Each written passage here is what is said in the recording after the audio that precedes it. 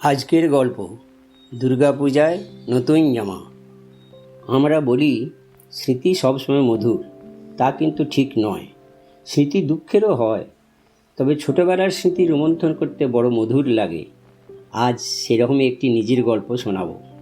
ছোটোবেলা থেকেই জেনে এসেছি বা দেখে এসেছি দুর্গাপূজাতে নতুন জামা প্যান্ট পরতে হয়।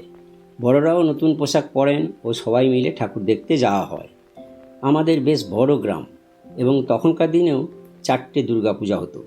পূজার প্রথম দিনই নতুন পোশাক পরে আনন্দের সাথে ঠাকুর দেখা হতো, কিন্তু একটু বড় হবার সাথে সাথে দেখতে পেতাম যে সকলের নতুন পোশাক জুটত না বা কেনার ক্ষমতা নেই।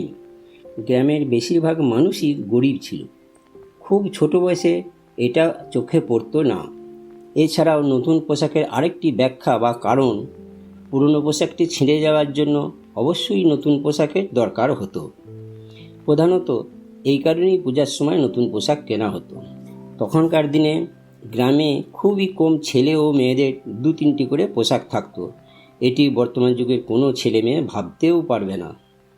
একটি জামা প্যান্ট 1 বছর ব্যবহার করা হতো, ছিঁড়ে গেলে সেলাই করে অথবা তালি বা তাপ্পি মেরে ব্যবহার করা হতো। যুগের পরিবর্তন বা পরিবার পরিকল্পনার জন্য এখন ছোট পরিবার হয়েছে, সন্তানের সংখ্যাও 1 বা 2 হয়েছে এবং আর্থিক স্বাচ্ছল্যও এসেছে, এবং আরও অনেক কারণে মানুষের ক্রয় ক্ষমতা ও ভোগবিলাস বৃদ্ধি পেয়েছে। তখনকার দিনে অনেক গৃহকর্তার ইচ্ছা থাকলেও সাধ্য ছিল না।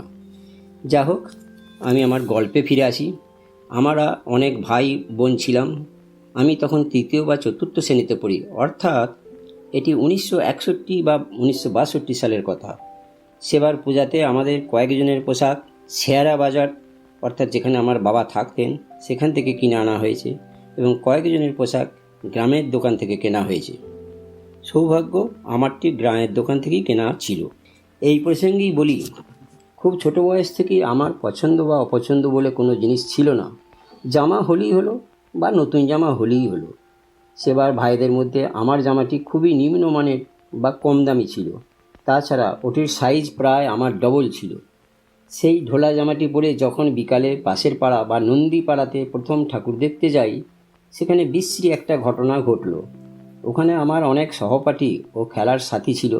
তারা ওই জামাটি দেখে অবাক হয়ে যায়, খুব রেগেও যায় এবং বলে, এক্ষুনি পাল্টে আসতে হবে, ওই জামা পরে ঠাকুরতলায় আসা যাবে না। আমাকে সকলে তাড়া করে বাড়ি ফেরত পাঠায়। জামাটিতে নীল, লাল, সবুজ, হলুদ, সাদা রঙের দাঁড়ি ছিল।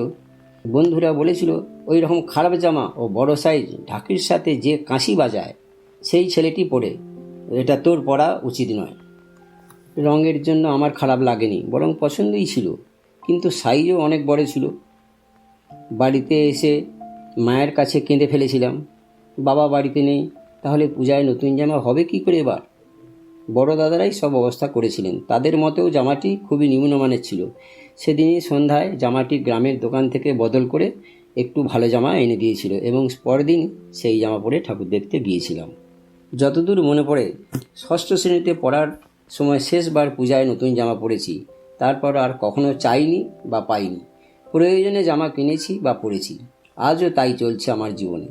বর্তমানে চারিদিকে দেখতে পাই, যাদের ক্ষমতা আছে তাদের ছেলে মেয়েদের এবং নিজেদেরও পূজার সময় 10-15টি করে নতুন পোশাক হচ্ছে, কিন্তু এখনও অনেক পরিবার আছে যাদের একটি করেও হচ্ছে না।